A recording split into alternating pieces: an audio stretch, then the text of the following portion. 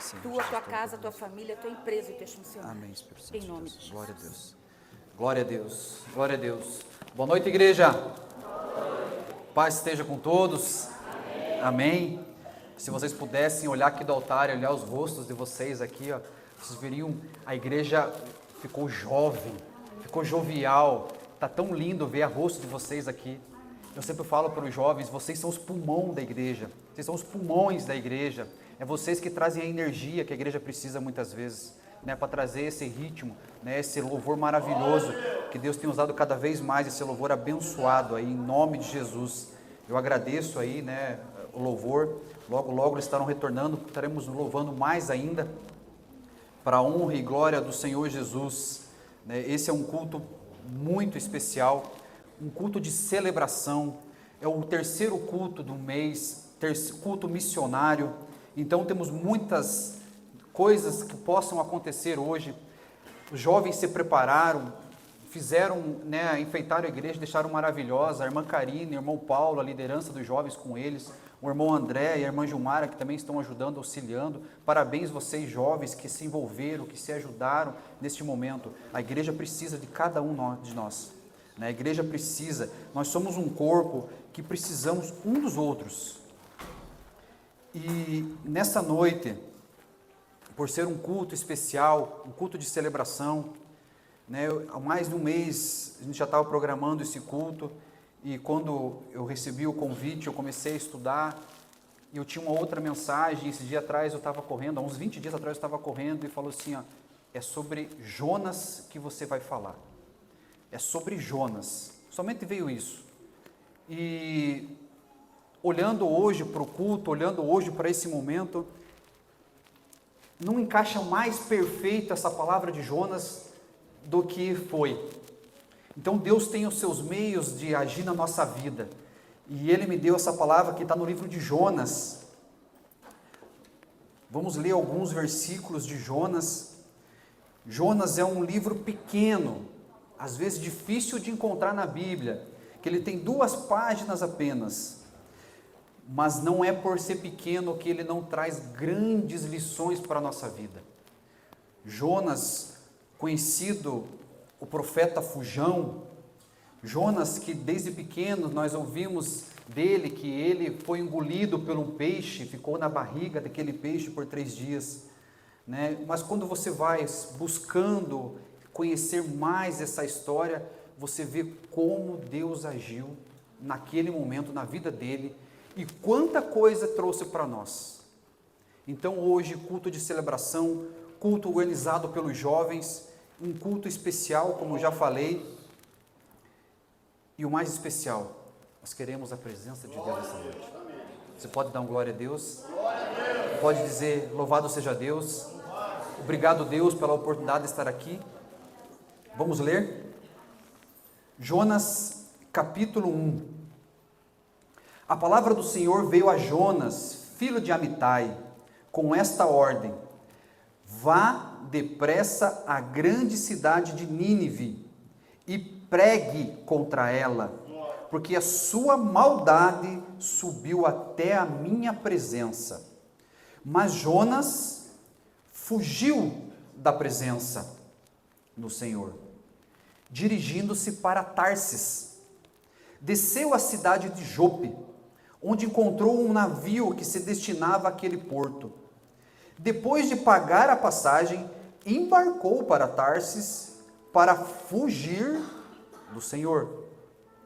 O Senhor, porém, fez soprar um forte vento sobre o mar, e caiu uma tempestade tão violenta que o barco ameaçava arrebentar-se.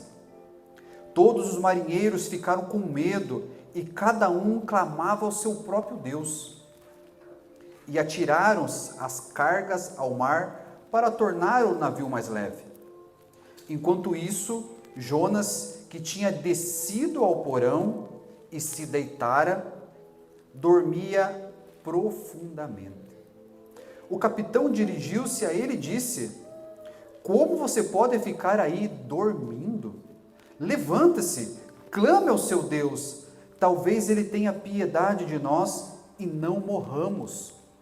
Então os marinheiros combinaram entre si: vamos lançar sortes para descobrir quem é o responsável por essa desgraça que se abateu sobre nós. Lançaram sortes e as sortes caiu sobre Jonas. Por isso lhe perguntaram: diga-nos, quem é o responsável por esta calamidade? Qual a sua profissão? De onde você vem? Qual a sua terra? A que povo você pertence? E ele respondeu: sou hebreu, adorador do Senhor, o Deus dos céus, que fez o mar e a terra. Então os homens ficaram apavorados e perguntaram: o que foi que você fez? Pois sabiam que Jonas estava fugindo do Senhor, porque ele já tinha dito. Até aqui, irmãos. Glória a Deus. Oramos. Senhor meu Deus e meu Pai, nós te adoramos, Senhor Jesus, bendizemos a Ti. Agradecemos, Pai, por mais este momento, estarmos aqui celebrando na Tua presença, Senhor Deus. Obrigado, Jesus, por este momento maravilhoso. Obrigado, Senhor Deus, por essa oportunidade. Senhor, meu Deus e meu Pai, que o Senhor desça sobre esta igreja neste momento. Entre nos corações e revela, Senhor Deus, aquilo que o Senhor deseja para o nosso entendimento. Usa a minha vida, Senhor Deus. Eu preciso de Ti, Senhor Deus. Eu preciso de Ti, Senhor Deus Todo-Poderoso. Assim nós oramos e entregamos em Tuas mãos este culto, Pai, em nome de Jesus. Amém. Glória a Deus. Os irmãos podem ficar à vontade, sentem-se. Sentem glorificando a Deus, sentem nessa mesma energia que os jovens agora transmitiram para nós, louvando ao nosso Deus Todo-Poderoso. A história de Jonas é muito conhecida, mas creio que todo dia, eu falo aqui que a palavra se renova e todo dia podemos trazer ensinamentos para a nossa vida.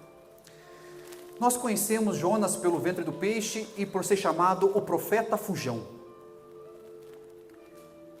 Deus se apresenta a Jonas e dá uma ordem para ele: Jonas, eu quero que você vá pregar para a cidade de Nínive, porque aquela cidade tem uma maldade tão grande que eu não aguento mais.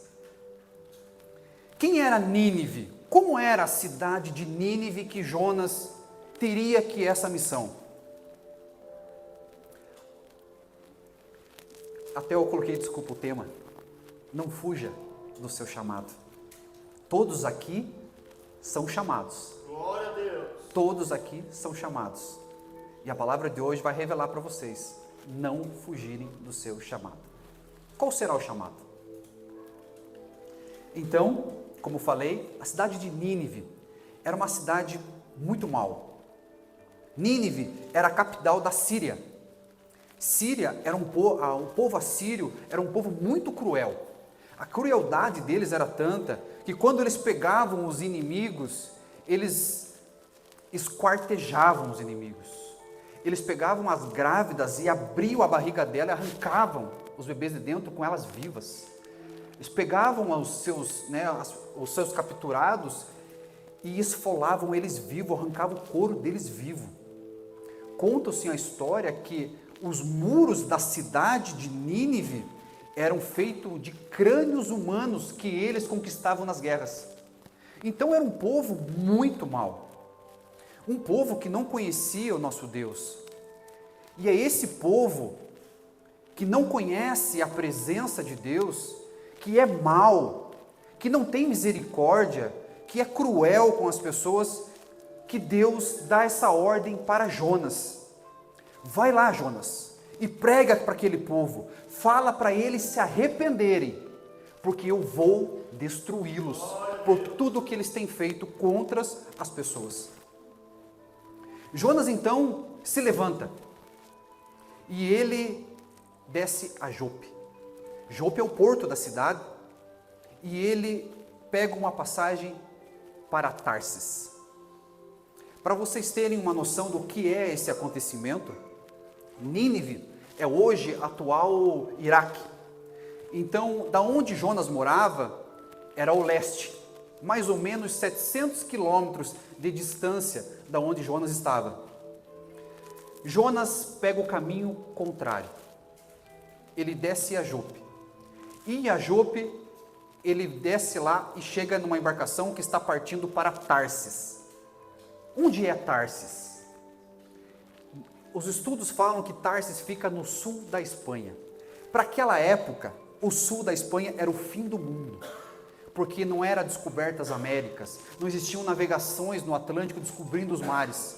Então Jonas decide ir para o fim do mundo.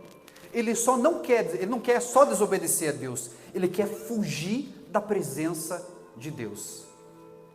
Quantos aqui que já foram chamados para um destino, para ser usados por Deus e desistiram, fugiram, tomaram um caminho contrário? Sabe qual a distância, mais ou menos, de Jope até Tarsis? 4.000 quilômetros. Era uma viagem de mais ou menos um ano. Um ano. Era esse o destino que Jonas estava querendo naquele momento. Fugir, quanto mais longe possível da presença de Deus, porque eu não vou pregar para aquele povo. Eu não quero que aquele povo se salve. Aquele povo é mau, e eu não quero. E então, Jonas paga a sua passagem, entra no navio, desce ao porão e lá ele dorme.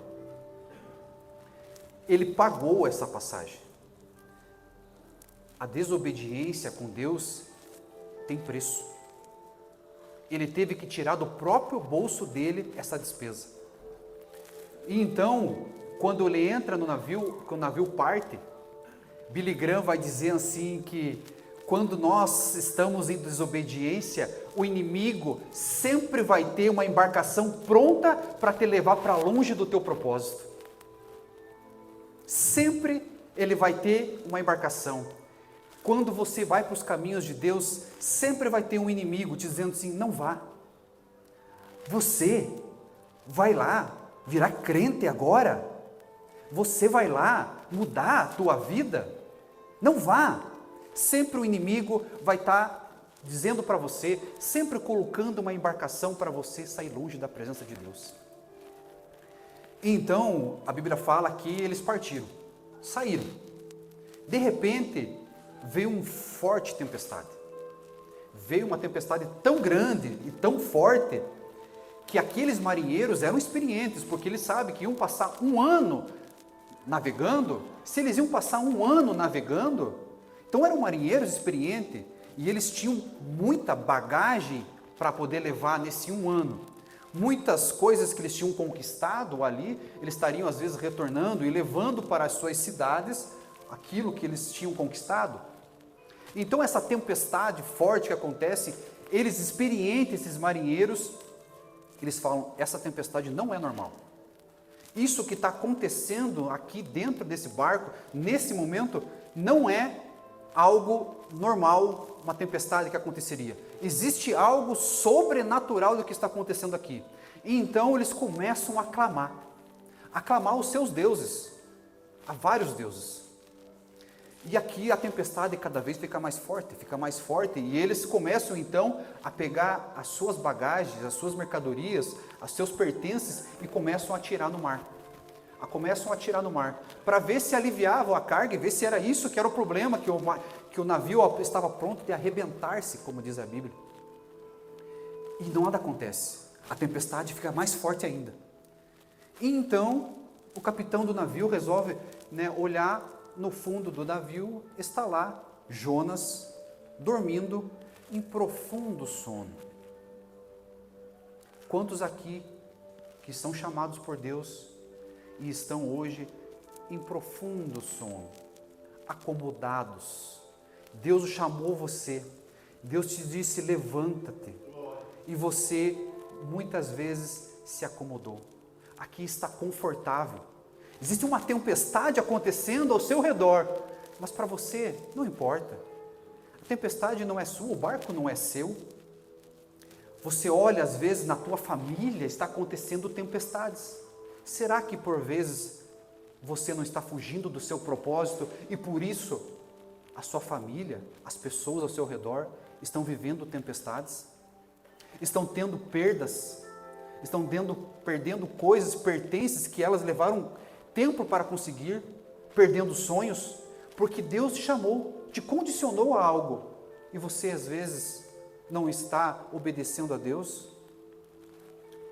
Isso é para nós refletirmos quando estamos longe, quando não fazemos aquilo que nós somos condicionados a fazer, nós perdemos aquilo que não era para perder. Então, os marinheiros lançam sortes, como nós lemos aqui, e cai sobre Jonas. E a Bíblia vai dizer que Jonas fala assim, sou eu o problema, me joguem no mar. E eles ficam atemorizados porque eles não queriam fazer isso. Mas então, eles são forçados a lançar ele ao mar. E a Bíblia diz que naquele mesmo instante, a tempestade cessou. Naquele mesmo instante.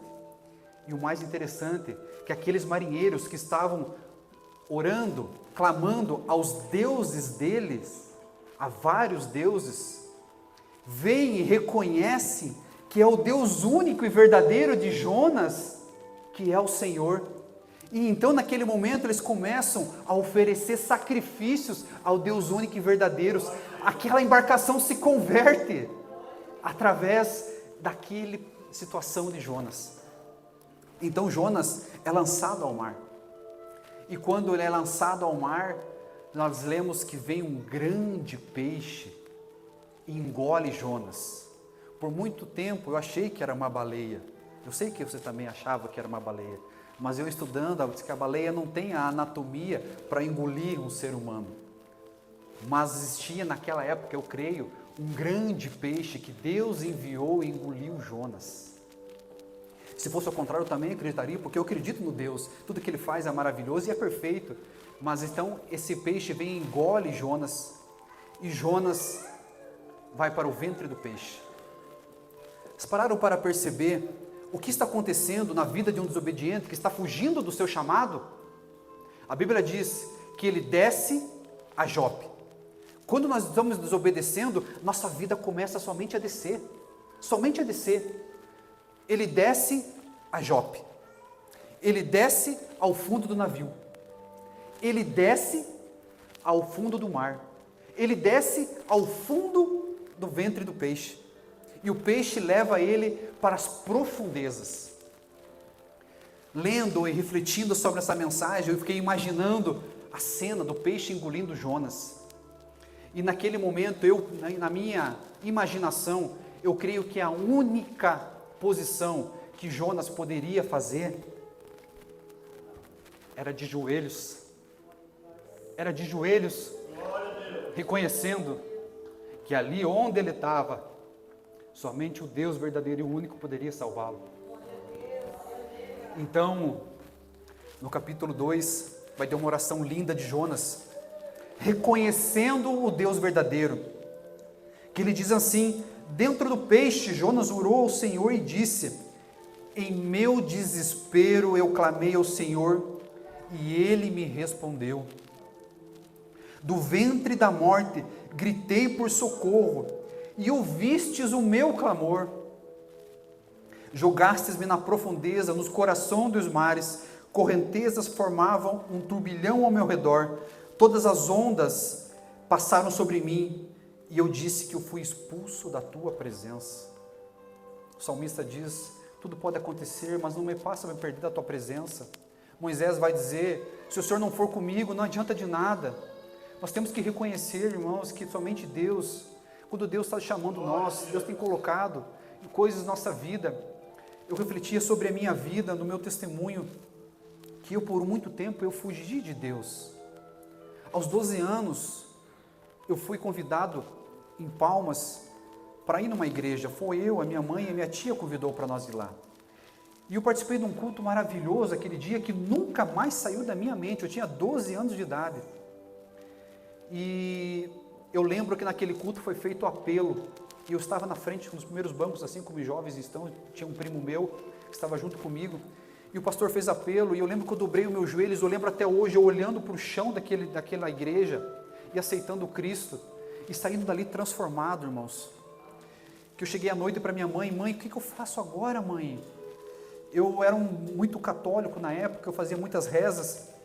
E antes de dormir eu rezava a Maria, a Salve Rainha, eu fazia tudo aquilo, creio em Deus. E eu cheguei para a mãe e falei, mãe, agora eu estou sentindo algo diferente, eu preciso orar a Salve Rainha.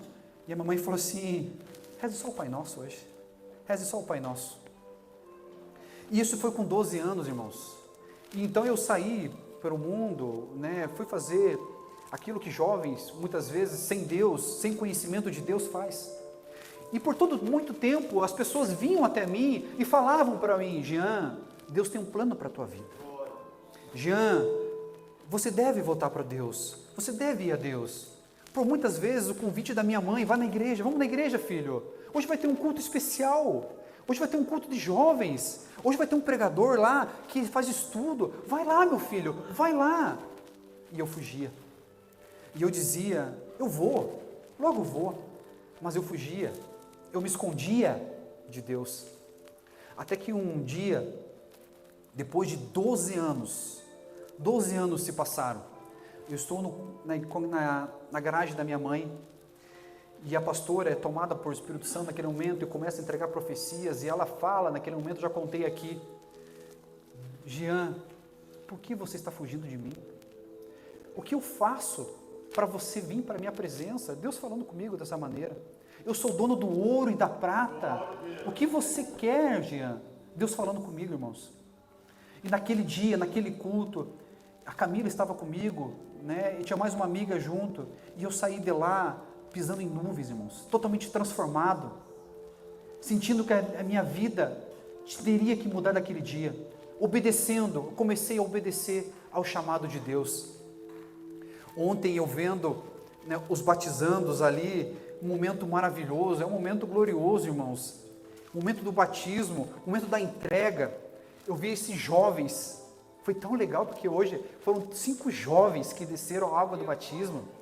Jovens se entregando para Deus, reconhecendo que só o Senhor é Deus, só nele é salvação.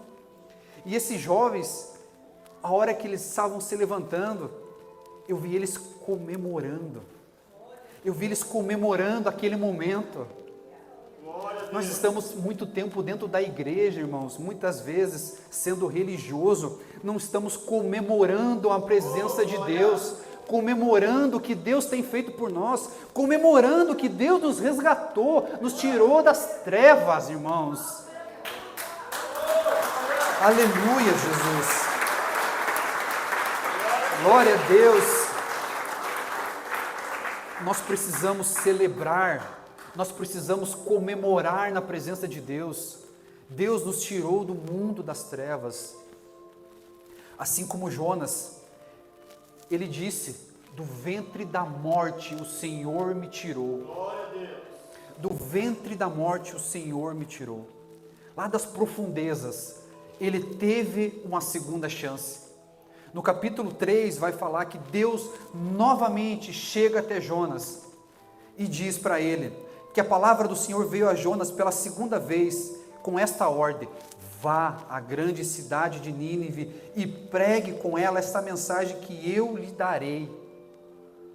Nínive era uma cidade muito grande, 120 mil pessoas viviam naquela época, era a capital, como eu já falei. Para você ter uma ideia, para você atravessar a cidade, levava-se 3 dias para atravessar essa cidade inteira. E Jonas, então, ele vai dizer que ele vai responder o chamado de Deus. E ele vai à cidade de Nínive. E ele entra na cidade de Nínive e ele começa a pregar para aquele povo. E a Bíblia fala que ele não ficou os 3 dias pregando, ele pregou em 1 dia. Mas eu imagino ele correndo e gritando: arrependam-se, arrependam-se, Deus irá destruir vocês, que a maldade deles, você chegou até ele, arrependam-se, arrependam-se, povo, arrependam-se. Ele foi gritando naquela cidade, e aquele burburinho tomou conta da cidade, e aquele povo começou a entrar em alvoroço, aquele povo que era mau começou a entender que estava acontecendo algo diferente, e diz a Bíblia que fala que isso chegou até o rei. Em 1 dia, numa cidade de 120 mil pessoas, uma pessoa gritando e clamando, chegou até o rei, e esse rei entendeu que aquilo era algo sobrenatural acontecendo, e então ele chega e decreta para o povo: jejuem, entre em jejum agora, do maior até o menor, todos os animais, todos vocês vistam-se de pano de saco. Ele se levantou, o rei, e se humilhou perante o Deus vivo. E naquele momento, Deus olhou para aquele povo e viu que eles estavam se arrependendo. E Deus diz que ele retirou a destruição que iria acontecer por ele. Que Deus maravilhoso, irmãos. Um homem fazendo o que Deus quer, salva uma cidade de 120 mil pessoas.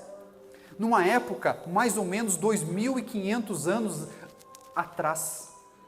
Nós hoje, com tudo que nós temos, com toda a impulsão que nós temos tecnológica, o que nós temos fazendo para Deus? Deus tem conferido algo para vocês. Esta semana foi uma semana muito abençoada em minha vida, porque na quarta-feira nós encerramos aqui o primeiro treinamento, o primeiro curso, dizendo qual é o seu chamado. E tivemos alguns líderes aqui descobrindo qual é o chamado dele aqui dentro da igreja. Para que Deus chamou? E eu vi alguns irmãos dizendo, olha que bênção, eu estou no caminho certo. Deus me escolheu no caminho certo. Deus escolhe certo, irmãos.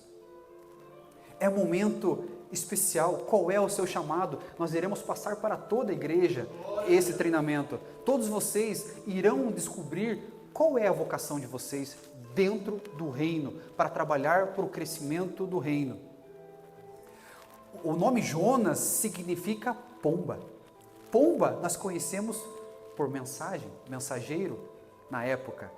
Então Jonas era um mensageiro para a época. Mas Jonas, ele não fica feliz com o que ele viu. Porque a Bíblia fala que ele então se retira da cidade e ele vê de longe aquela cidade, aguardando a destruição da cidade. E nada acontece naquela cidade. Jonas conversa com Deus e Deus fala que se arrepende e ele diz assim, eu sabia, Deus, eu sabia que o Senhor é misericordioso e bondoso, eu sabia que o Senhor ia salvar aquela população, mas eu não queria. Será que nós às vezes estamos olhando para pessoas ao nosso redor e nós não estamos desejando que ela não seja salva? Ou dizendo que nós somos melhores do que ela e elas não precisam de salvação? Eu tenho certeza que alguém aqui dentro hoje estava falando para Deus, com ódio de alguma pessoa, e Deus está dizendo para você, ore por ela, ela precisa de salvação, ela precisa do meu amor, ela precisa do meu envolvimento, ore por ela. E então, a Bíblia vai dizer que Jonas deita novamente e cresce uma planta, do dia para a noite, e essa planta o cobre e faz sombra para ele, e ele se alegra muito com aquela planta bonita que Deus fez para ele. Mas no outro dia Deus manda os vermes e come toda aquela planta, e a Bíblia diz que ele continuava dormindo, mas o sol bateu na cara dele e começou a queimar o seu rosto, e ele ficou profundamente amargurado, dizendo, mate-me, Deus, mate-me, porque você destruiu essa planta. E Deus novamente vem para ele e diz, você está triste por causa de uma planta? E 120 mil pessoas lá, e aquelas 120 mil pessoas, você acha que eu não amo elas? Aí a gente vai para João 3,16, e a gente começa a entender o que Deus quer dizer para nós ali, porque Ele amou tanto o mundo, que deu o seu Filho único, para que todo aquele que crê não pereça, mas tenha vida eterna. Foi por isso, irmãos, é por mim, é por você, nós não merecíamos a salvação, nós não merecíamos a presença de Deus, mas Deus, no seu infinito amor, nos resgatou, nos trouxe das trevas, nos deu amor, nos deu paz, nos deu longanimidade para vivermos com Ele.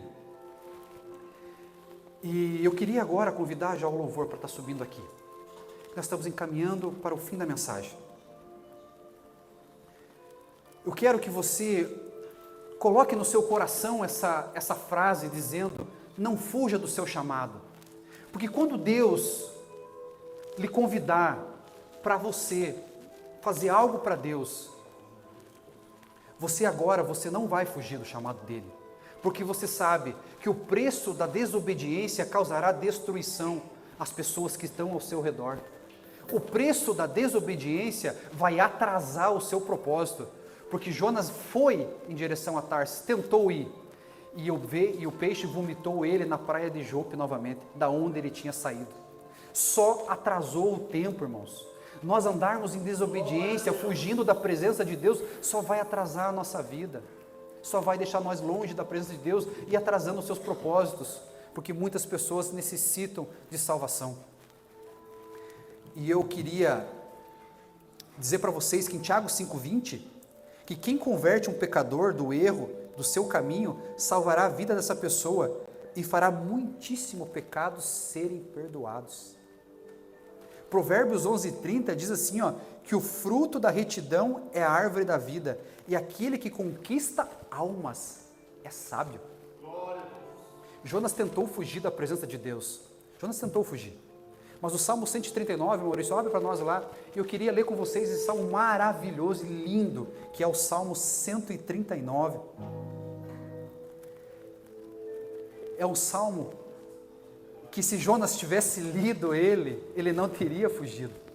Salmo 139, que diz assim: Senhor, Tu me conheces, Tu me sondas e me conheces, sabes quando me sento e quando me levanto, de longe percebes os meus pensamentos, Tu conheces a minha jornada e o meu descanso, todos os meus caminhos são bem conhecidos por Ti.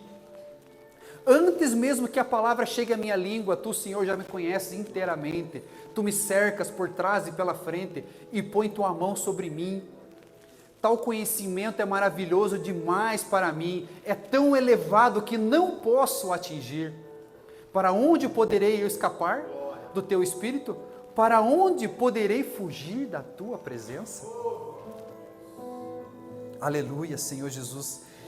E o 24, Maurício, coloca para nós lá, diz assim, vê Senhor em minha conduta algo que te ofende e dirige-me pelo caminho eterno.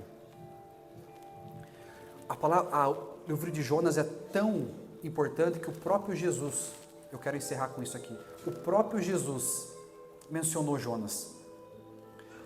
Mateus 12:38, os fariseus chegaram para Jesus e falaram assim: dá um sinal, Jesus, faz um milagre aí para nós, Jesus, nós queremos melhorar, aumentar a nossa fé, nós queremos ver algo sobrenatural, faz para nós. E Jesus, 39, Jesus diz, e ele respondeu: uma geração perversa e adulta pede um sinal milagroso, mas nenhum sinal será dado, exceto o sinal do profeta Jonas. Você tem pedido um sinal para Deus, você tem pedido um milagre para Deus. Nas tuas orações, muitas vezes, a decisão que você quer tomar, você está pedindo um sinal para Deus. E Deus diz assim: eu não vou te dar um sinal, porque na quinta-feira, esse nosso Jesus foi preso, foi interrogado durante a madrugada, acusado, chicoteado, surrado, esbofeteado, cuspido. Acordou pela manhã, levaram ele pela manhã, atravessou uma cidade com uma coroa de espinhos fincada em sua cabeça, vertendo sangue, carregou uma cruz, foi pregado naquela cruz e disse nos últimos minutos da vida dele: Pai, perdoa-os porque eles não sabem o que estão fazendo. Ele fez isso, irmãos, por amor a mim, por amor a você. Ele se entregou na cruz do Calvário por amor a mim, amor a você, para encontrar salvação na sua vida, para você morar na eternidade com Ele. É isso que Cristo fez por nós naquele dia. Oh, maravilhoso Deus, Ele fez isso por amor, irmãos, por amar a nós. Ele não importou quem você era, não importa quem você faz, Ele importa porque Ele te ama. Cristo te ama, e é isso que importa. Ele te salvou. Só basta uma coisa, irmãos, para a nossa vida: responder o chamado dEle, irmãos. Vamos responder o chamado dEle, irmãos. Aonde está o chamado, irmãos? Marcos 16:15. Faz um favor, Maurício. O que nós precisamos para Deus, irmão? Para Deus, Jean? Qual é o nosso chamado, Jean? Você está falando para nós não fugir do nosso chamado? Qual é o nosso chamado então, Jean? Marcos 16:15, ele falou para nós: vão por todo o mundo e preguem o Evangelho. Todo aquele que crer será salvo. É isso que ele chamou vocês, irmãos. Vão para o mundo, pregue o Evangelho de Cristo, que todo aquele que crer vai ser salvo, morar na eternidade e viver uma vida gloriosa e eterna com o Pai. Louvado seja Deus. Eu louvo, Senhor Deus, por este momento, Senhor Jesus. Eu louvo, Senhor Deus. Fique de pé, igreja. Fique de pé, igreja. Vamos orar, Senhor. Ó Espírito Santo de Deus, maravilhoso Pai. Te louvamos, Senhor Deus, e te adoramos, meu Pai querido, por este momento maravilhoso, Pai. Obrigado, Jesus, por essa oportunidade, Senhor Deus, por essa rica oportunidade, Senhor Deus, de poder estar cumprindo, Senhor Deus, meu chamado, Senhor Jesus. Obrigado, Jesus. Abençoa, Senhor Deus, a cada irmão que está aqui, Pai. Faz arder em seus corações o chamado, Senhor Deus Todo-Poderoso, que é ganhar almas, Pai. Nós precisamos, Senhor Deus Todo-Poderoso, o mais rápido possível, povoar o céu, ó Senhor Jesus. Eu te louvo, Senhor Deus, eu te agradeço por mais esta oportunidade, Pai. E louvem a Deus com a maior salva de palmas que você pode dar nesse momento.